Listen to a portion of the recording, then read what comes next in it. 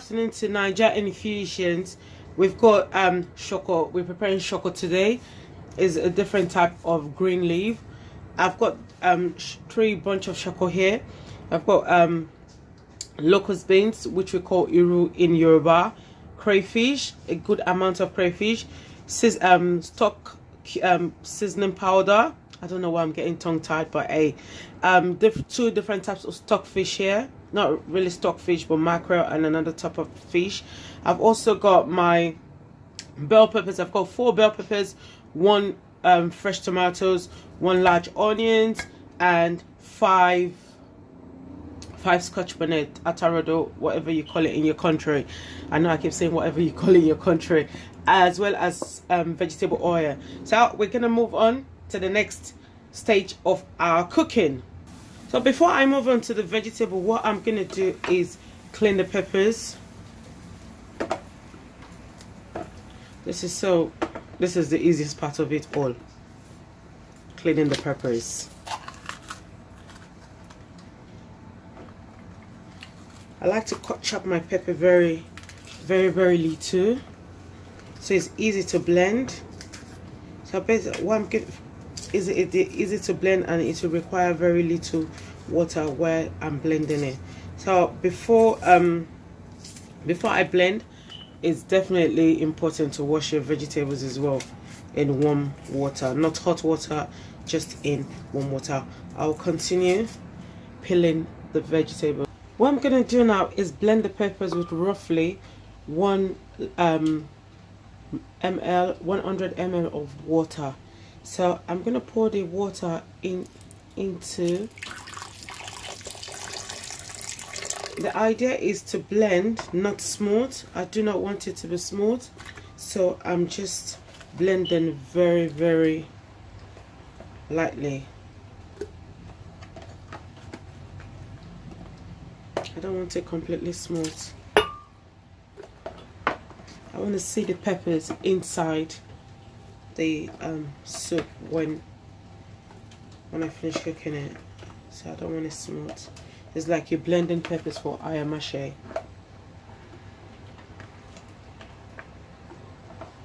I'll place the lid on. I'm sure we all know how to place the lid on.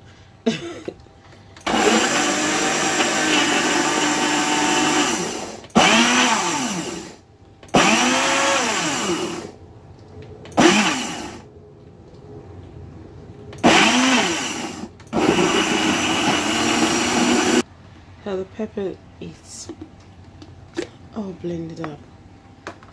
Like I said, I do not want it smooth. I just want it roughly blended like that of ayamashi. Not fully blended, just roughly blended. Why do I pour the sauce into the pot for it to simmer? Just gonna give it a little rinse. We don't want to waste, so we'll just give it a good rinse to take out all the seasoning. We're gonna leave this to simmer till paste, and then we'll put the oil. We'll take it from there. While the peppers is cooling down, as in simmering up, the next stage would be to chop up our SHOKO. The same method would apply if you're using the regular spinach you get from your regular market, whether it's dete or normal spinach, whichever spinach you're using, the same rules will apply. The thing is, if you do not want runny spinach, it is important that when you blanch it with hot water and salt, that you squeeze it extremely well. If you want your spinach very thick and not watery, but if you want it watery, depending on the level of how watery you want it, that is how you will squeeze it out. Now I'm gonna chop the SHOKO up. This is how I chop mine up. I try to reduce waste, so just give it a good coat down. And when I finish chopping up, what I do is take it to the sink, put the sink blocker in, run good warm water, and give the vegetable a good wash 2 to 3 times or more if depending on how stony it is.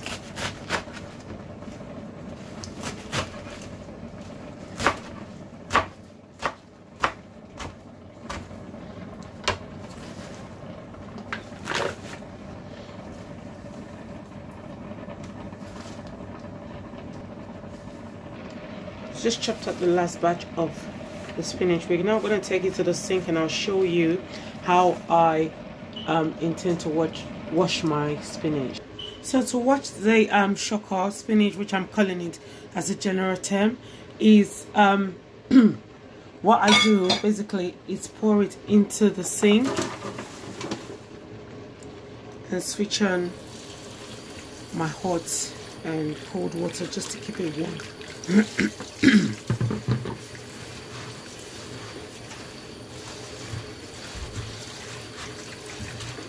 Even when I cook for clients, this is the same process I go through, because we pride ourselves on excellent service hygiene. So it is really important that our clients eat our food and they don't end up having runny stomach the next day or having diarrhea or something. Is the same thing as running stomach, but hey, sorry to be so gruesome. So what I'm gonna do is just wash this 2 to 3 times, depending on the look of the water and the dirt on the spinach. I'll probably go 4 to 5 times, but this one is not as dirty as some I've bought in the past, so I'm gonna go 3 times on this one.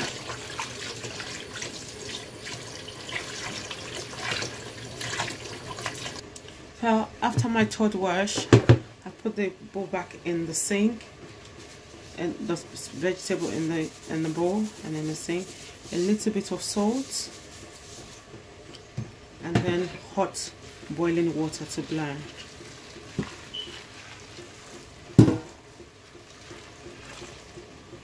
Once the water goes in, just give a stir so that every part of the vegetable is covered. I learned cooking from my mom and my sisters, my half sisters, even my half brothers. They know how to cook. Cooking for me brings me a lot of joy. I love cooking. I love trying things out. I just like using my imagination basically when cooking, thinking of ideas to improve myself. That is why I and my husband, my kids, we said, you know what, let's begin Niger Infusions. And what Niger Infusion does is cater for the needs of working class, non-working class, everybody. You're having an event, you're having a party, a birthday, whichever occasion you're doing. We also do cakes as well, small chops, and we do spices as well. That's why where Niger Infusion came about. So I'm going to leave this in the water for 3 to 4 minutes. And we drain out the water, run it into cold water. It is important that you do not allow your vegetables to stay too long in hot water, because what happens is that once you leave the vegetable too long in hot water, it starts to cook, and when it starts to cook, by the time it hits the sauce, it's already overcooked, it's lost its color, it's lost its nutrient, and we do not want that. My tap is so annoying, it keeps dripping. I keep meaning to fix it as well. So avoid your vegetable being overcooked. So once this one, I'm gonna leave it for 3 minutes. After 3 minutes, I'll drain out the water, put in cold water, cooking continuously. That is the reason I'm putting the putting cold water into the vegetable. 3 minutes later, I'm now gonna pour into a drainer.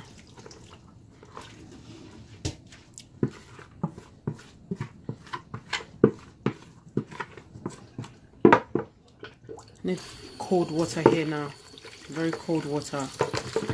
Just run it underneath, run the vegetable underneath the cold water.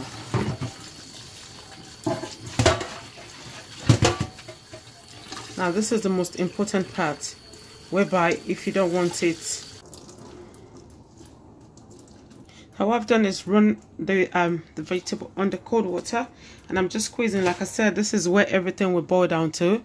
Depending on how you squeeze, that's how your soup is going to turn out. You squeeze very hard, it will be very, very dry, no juice in the sauce. If you squeeze lightly, the lighter or the harder you squeeze will determine how your soup ends up coming out. Okay, so we've got our pepper that have been simmering down. You want it this simmered. It looks burnt at the bottom, but don't worry, it's absolutely fine. It's caramelized, not burned. That's the chefy term, caramelized. That's what it should look like. Alright, so I'm going to take this off and transfer in your pot. And with this pot, what I'm going to do is add in just about 3 tablespoons of oil.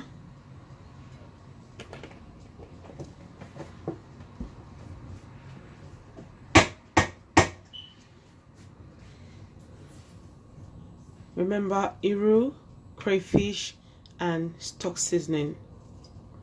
Why am I adding it early instead of adding the sauce before adding the Riro and the crayfish? Because I want the oil to be flavored before the sauce goes inside. Sometimes you just have to do things the other way around. I do this with stew as well. When I prepare stew, I intend to put the oil, then put the curry and thyme, stir it to flavor the oil before the pepper goes in. It's a different way of doing things. You don't have to do it set in stone.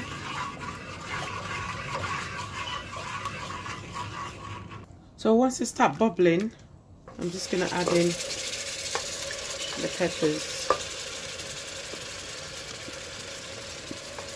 You don't want to let it fry too long, as in the things you put inside, the Maggi, the locust beans, as well as the crayfish. You don't want it to burn. You just need it to fry until it starts bubbling a little bit, and you just pour your pepper. Otherwise, what's going to happen if you allow it fry completely, it will burn, and your sauce you won't be able to use it anymore. I'm also using meat here, which I've got. I've grilled the meat in the oven. I prefer grilling to frying. And what I do next is add my fish.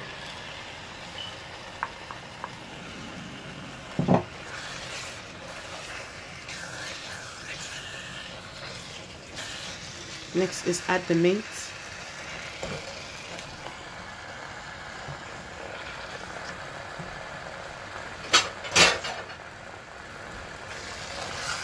I'm just going to stir all in.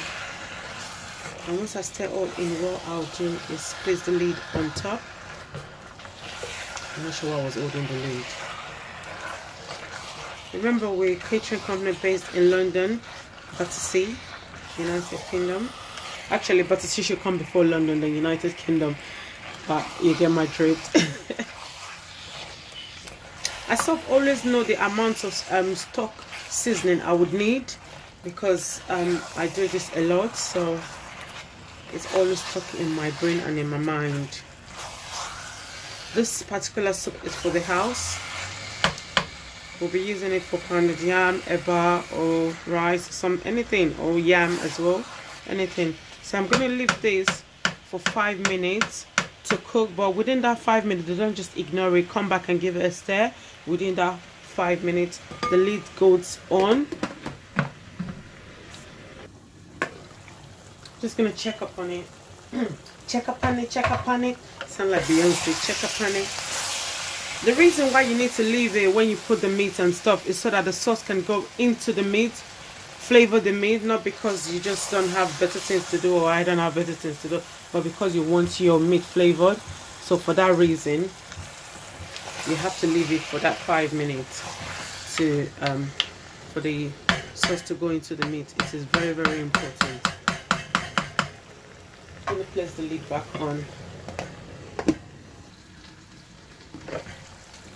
Oh, nice. See, this is what happens. The oil comes to the top of the sauce.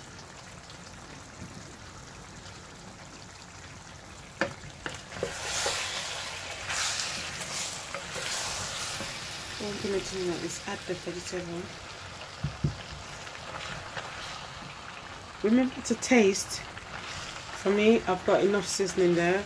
I do this a lot for me to know when my seasoning is okay. And because there's crayfish there as well, crayfish acts as a sweetener to your food. If you know, in the olden days they did not really use Maggi and stuff. They sort of use crayfish, locust beans, ogiri and stuff. So if you use crayfish, you have to be careful about the quantity of Maggi cube you add to your food. It's very, very important. Don't go goo goo gaga on it. Goo goo gaga. Gaga goo goo.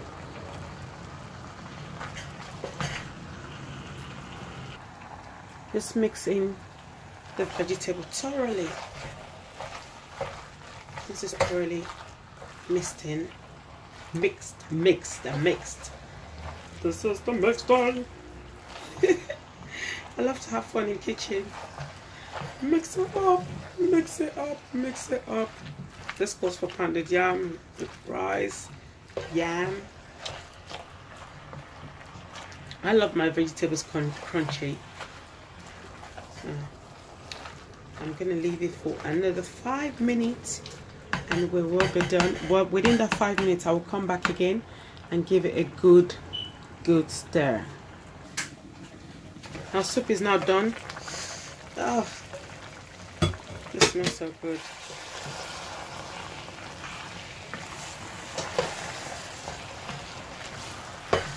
Super easy, fuss free. We're not gonna serve with pounded yam. So we've got our vegetable, our pounded yam, and our soup. That's what the soup looks like, all close and personal. Who wouldn't want to have this on a Saturday where you're just chilling with the family? Yeah, we cook soup like this specifically for our client, but this is one is for I and my family to enjoy. If you want to place your order, head on over to NigeriaInfusions.com. You're coming to the United Kingdom for holiday, just drop us a bell. We're available to travel worldwide as well.